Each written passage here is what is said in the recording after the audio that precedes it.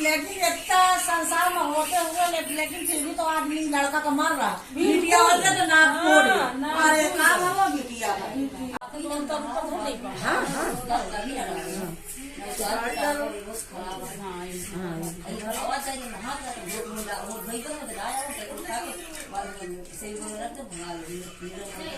सब पान चढ़ा दो। हरी इलायची नहीं लाई हुआ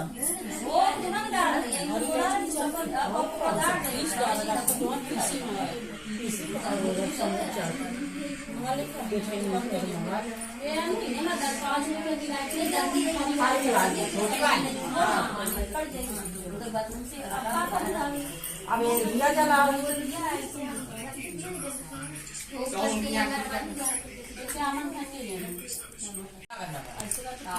अरे उन्हें ऐसे हाँ ऐसे लटका कर बलिहारी जा सब उनके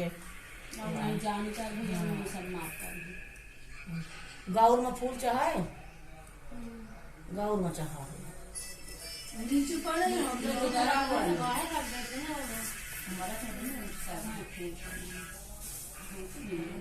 बहुत सारे फूल लेके आते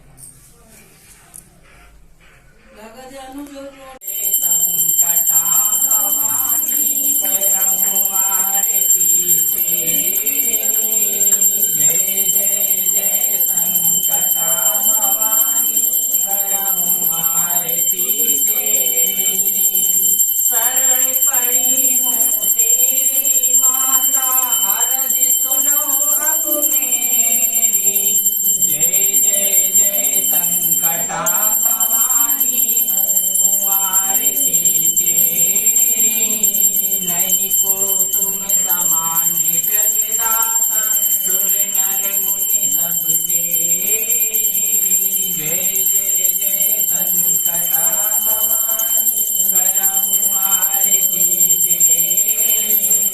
कष्ट निवारण करहु हमारा लावहु तनिक न देरी जय जय जय संकटा भवानी करहु आरती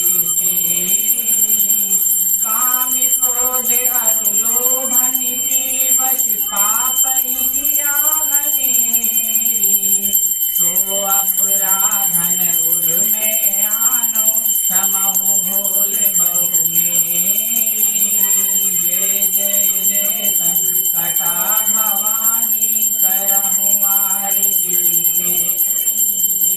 हरहु सकल संताप हृदय का ममता मोहनि बेरी सिंहासन पर आज विराजे चवर डुले सिर शस्त्र छतेरी जय जय जय संकटा भवानी करहु आरती तेरी खप्पर खड़क हाथ में धारे वर शोभा नहीं कात बनेरी ब्रह्मादिक सुर पार न पाए हरि थके जय जय जय संकटा भवानी करहु आरती तेरी असुरन का वध दीन प्रकट हूँ अमत दिलेरी संतन को सुख दियो सदाही तेरी सुनत नहीं कियो अगेरी जय जय जय संकटा भवानी करहु आरती तेरी गावत गुण गुण निज होती बचत दुदुम्भी मेरी अति निज जान शरण में आयो तेरी कल फल नहीं कहत बनेरी जय जय जय संकटा भवानी जय जय जय संकटा भवानी करहु आरती तेरी जय जय जय संकटा भवानी करहु आरती मेरा बेटा चला गया, बताओ मेरी बहू मुझे इतना कष्ट देती है, उल्टा सीधा सुनाती है, खाना भी नहीं सही टाइम से देती है। वो ये सोच कर रोया करती थी, रोज रोती थी। उसका मतलब नियम बन गया था कि सुबह उठना। फिर देखते देखते एक माता प्रकट हुई। उन्होंने कहा कि क्या कष्ट है बेटी, तुझे क्या कष्ट है, क्या तकलीफ है, क्यों रोया करती है यहाँ पर बैठे।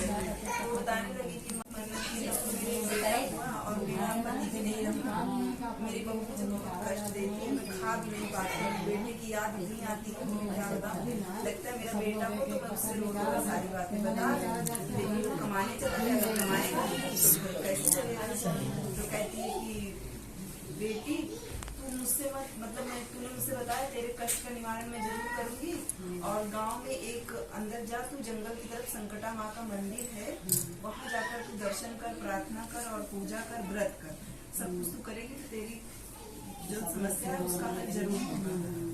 तो वो मंदिर जाती है पूरा, वहाँ पर देखती है कि सभी लोग वहाँ पर पूजा पाठ करते हैं, जिसका मतलब सफल हो जाता है तो वो पिन्नी खिलाते हैं। तो सब इस तरह से सबकी सफलता मिलती है। वो वहाँ जाके प्रार्थना करती है कि हे माँ मुझे मतलब मेरी बहू को इतना अच्छा बना दे कि मुझे बहुत चाहने लगे, अच्छे से रहे, जैसे हम माँ बेटी रहते इस तरह रहने लगे।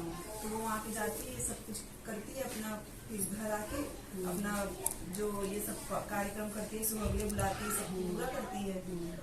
और फिर जब वो लड्डू बनाती है तो उसको नहीं पता रहता कि आज बनाना है कि कितने, वो बनाती 7 है लेकिन एक लड्डू एक्स्ट्रा बन जाता है। वो बार बार बिटा के फिर 7 बनाती है, वो फिर 8 हो जाता है, एक्स्ट्रा हो जाता है। तो कहती है अब क्या करे। तो बाहर एक बूढ़ी औरत आती है, वो संकट मारती है बाहर, तो दरवाजा खटखटाती है, कहे बेटी क्या तुम्हारे यहाँ कोई प्रोग्राम चल रहा है क्या। तो कहे नहीं माता जी, हमने एक मानता की है कि मेरा बेटा आ जाए घर और मैं उसे देख लूँ और मेरी बहू सुधर जाए, इसलिए मैंने मन्नत मांगी है, इसलिए पूजा पाठ कर रही हूँ, सुहागले खिला रही हूँ संकट मैया से मन्नत मांग कर।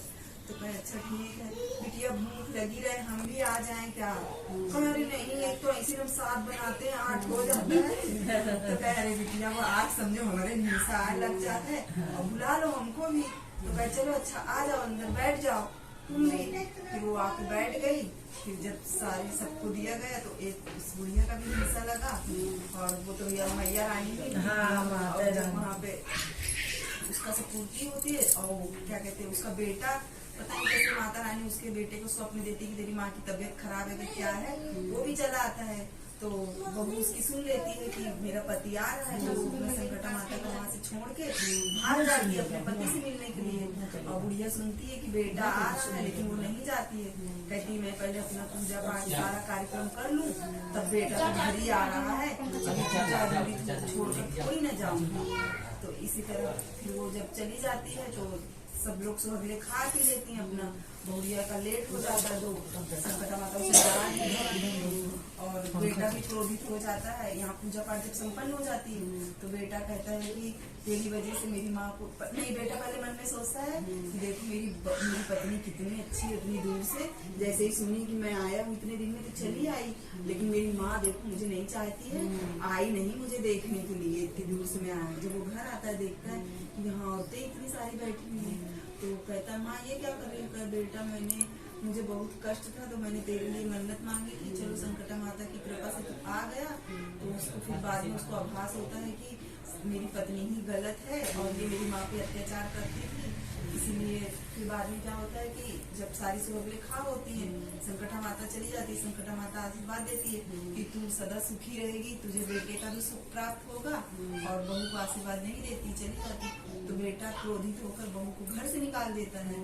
फिर एक राजा जंगल में बैठी रहती बहू, एक राजा उसी राज्य का राजा आता है, देखता है, कहता है चलो तुम मेरी धर्म बहन हो, मैं तुम्हें अपनी धर्म बहन मानता हूँ, और अपने घर ले जाता है, राजमहल में रखता है उसको। वही जो उसकी पत्नी थी जो अपनी सास को कष्ट देती थी उसको ले जाता है और उसको अपने घर में रखता है। तो वो सोचा करती है कि मेरी सास का जब कष्ट दूर हो गया, वो सिर्फ संकटा माता का व्रत रही है, तो मैं तो रही हूँ राजमहल में, तो आ ही रही हूँ मैं, सारी सुविधाएं है ही है। तो जब एक औरत को मतलब सुधरने का मौका मिलता है तो वो सोचती है कि हाँ सुधर ही जाए तो अच्छा है। तो वो सोचती है कि चलो मैं भी संकटा माता का व्रत कर लेती हूँ। वो संकटा माता का वो भी व्रत मान लेती है। तो वहाँ पर महल में सारी औरतों को सुहागले के लिए निमंत्रण देती है। तो रानी कहती है अरे मैं ये सब पिन्नी विन्नी तो मैं नहीं खा सकती हूँ, मैंने कभी ये सब नहीं खाया, मेरे लिए तो बस काजू बादाम ड्राई फ्रूट फल फ्रूट यही सब मैं खा सकती हूँ। तो कह अरे रानी जी थोड़ा सा ही चख लीजिए, ऐसा कहती है। फिर जब संकट माता का वो पूरा सारा कार्यक्रम संपन्न होता है तो वहाँ से सास और बेटा उसको लिवाने आ जाते हैं। अचानक से उनके मन में ममता उमड़ती है कि चलो हमारी बहू सुधर गई है, वो भी कहता मेरी पत्नी सुधर गई है, अब इतने दिन का उसका कष्ट बहुत है, तो उसको लिवाने चले आते हैं। फिर वो अपने भाई से राजा से विदा लेती है कि मैं जा रही हूँ और भैया आप लोग अच्छे से रहना, आपने मेरे संकट के समय में मेरा साथ दिया है, और अगर आप लोगों को कभी कष्ट हो या कोई किसी तरह की समस्या हो तो आप लोग मेरी कुटिया में जरूर आइएगा, मैं हमेशा आपकी सहायता करने के लिए तत्पर रहूंगी। तो कहते हैं अच्छा। वो चली जाती है। अब उसके जाते ही भाई रानी ने भी प्रसाद का अपमान कर दिया था, उसका सारा सब चौपट हो जाता है, कुछ भी नहीं सही रहता है राजमहल में, पूरा मतलब सब खराब हो जाता है, रानी की स्थिति भी खराब हो जाती है, उनको भूखे रहने की नौबत आ जाती है। तो राजा कहता है मैंने अपनी धर्म बहन की मदद की थी, चलो उसी के घर चलते हैं, शायद वो हमारा कुछ सहायता करे। तो जब उसके यहाँ जाते हैं रहते हैं 2-4 दिन, तो वो कहती है रानी जी आपने मेरे प्रसाद का अपमान किया था, आप भी संकट माता का व्रत रह लो, शायद आपका भी सही हो जाए। तो कहती हूँ ठीक है अच्छा। फिर वो संकट माता का व्रत वो भी करती है, वो भी कथा वथा करती है, इसी तरह से अगले खिलाती है, उसको भी राजपाट मिल जाता है। इसी तरह भैया जैसा हमसे बता, तो इसी तरह अगर हम किसी का बुरा नहीं चाहेंगे, अच्छा करेंगे तो संकट माता हमेशा सबकी सहायता करेंगे। हाँ एक तू सुना दे, जोड़ा है ना, जोड़ा बोलते हैं।